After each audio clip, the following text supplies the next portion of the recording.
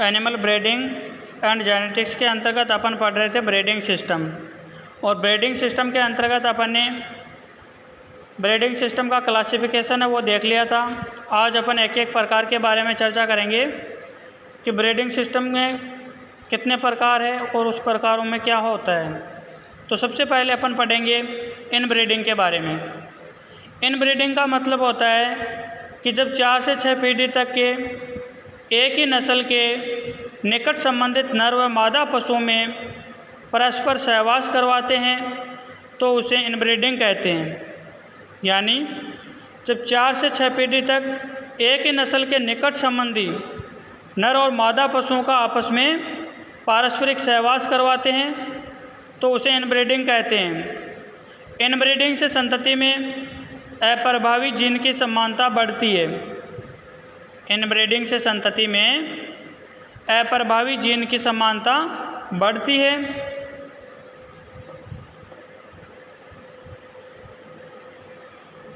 अब अपन बात करते हैं इनब्रीडिंग के उद्देश्य से कि इनब्रीडिंग क्यों करवाई जाती है।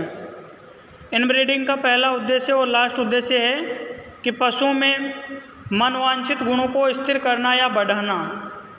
जैसे गुण अपने को पशु में चाहिए, लक्षण चाहिए, उन लक्षणों को बढ़ाना या स्थिर करने के लिए पशुओं में अंतः प्रजनन करवाया जाता है। अब अपन देखते हैं इनब्रीडिंग के लाभ कि अंतः प्रजनन के क्या लाभ है। सबसे पहला लाभ है अंतः प्रजनन से समानता बढ़ती है।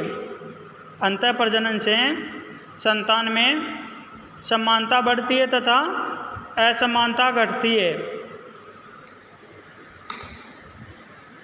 जब अंतः प्रजनन होगा और 4 से 6 पीढ़ी तक जो भी नर और मादा पशु है आपस में निकट संबंधी है तो उसमें स्वाभाविक है कि समानता बढ़ेगी और असमानता घटेगी।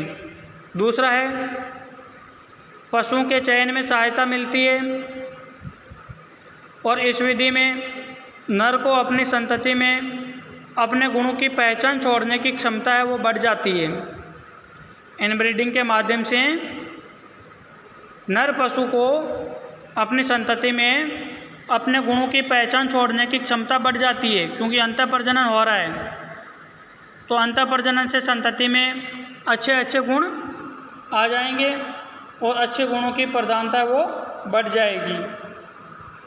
इस विधि से अच्छे तथा एक समान शुद्ध पशु प्राप्त होते हैं। अंतः प्रजनन से एक जैसे और शुद्ध पशु प्राप्त होते हैं।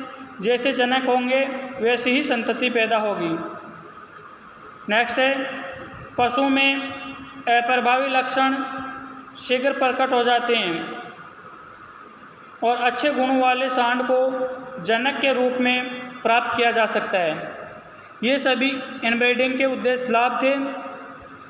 सबसे पहला लाभ कि संतान में समानता बढ़ती है और असमानता घटती है। पशुओं के चयन में सहायता मिलती है। नर पशु को अपनी संतति में अच्छे गुण भेजने की क्षमता है वो भी बढ़ती है। अच्छे गुण वाली संतति पैदा होती है और एक समान शुद्ध पशु प्राप्त होते हैं। पशुओं के अप्रभावी लक्षण शीघ्र प्रकट होते हैं और अच्छे गुणों वाले सांड को जनक के रूप में प्राप्त किया जा सकता है। इस प्रकार इनब्रीडिंग के 6-7 लाभ थे जो अपन ने देख लिए। अब अपन देखेंगे इनब्रीडिंग की हानियों के बारे में कि इनब्रीडिंग का क्या नुकसान है। पहला नुकसान यही है कि लगातार इनब्रीडिंग करवाने पर पशु की उत्पादन क्षमता घटती है। दूसरा है पशु के दूध में वसा की मात्रा भी घटती है, उत्तेजना कम होती है, पशुओं की मृत्यु दर बढ़ती है और पशुओं में प्रजनन क्षमता घटती है क्योंकि पशु में प्यूबर्टी देरी से आती है। ये इनब्रीडिंग के कारण होता है। अगर आउटब्रीडिंग करवाई जाती है तो पशु जल्दी प्यूबर्टी में आ जाता है और पशुओं की प्रजनन क्षमता वो बढ़ जाती है। लेकिन इनब्रीडिंग से क्या होगा कि जैसे लक्षण माता पिता में है वैसे के वैसे हूबहू लक्षण संतान में होंगे। तो उनकी प्यूबर्टी वो देरी से आएगी, और प्यूबर्टी देरी से आने के कारण एक पशु अपने जीवन काल में कम से कम संतान पैदा कर सकेगा।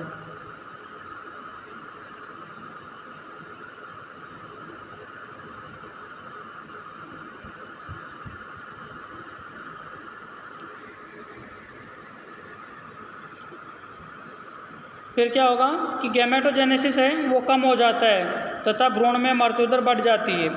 गैमेटोजेनेसिस यानी युग्मक निर्माण कम होगा, युग्मक निर्माण कम होगा तो संतान अपने आप ही कम पैदा होगी और अच्छी तरह से युग्मक जनन नहीं हो पाएगा, तो भ्रूण में मृत्यु दर वो बढ़ जाएगी।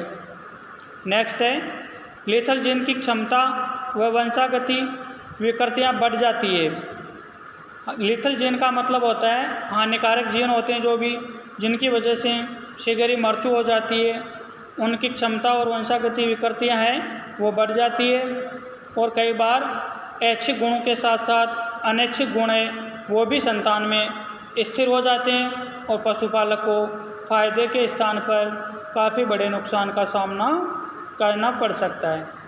तो ये आपके इनब्रीडिंग का उद्देश्य और इनब्रीडिंग की लाभ हानियों के बारे में अपन ने इस क्लास के अंतर्गत पढ़ा था। नेक्स्ट क्लास में अपन इनब्रीडिंग के प्रकार के बारे में पढ़ेंगे।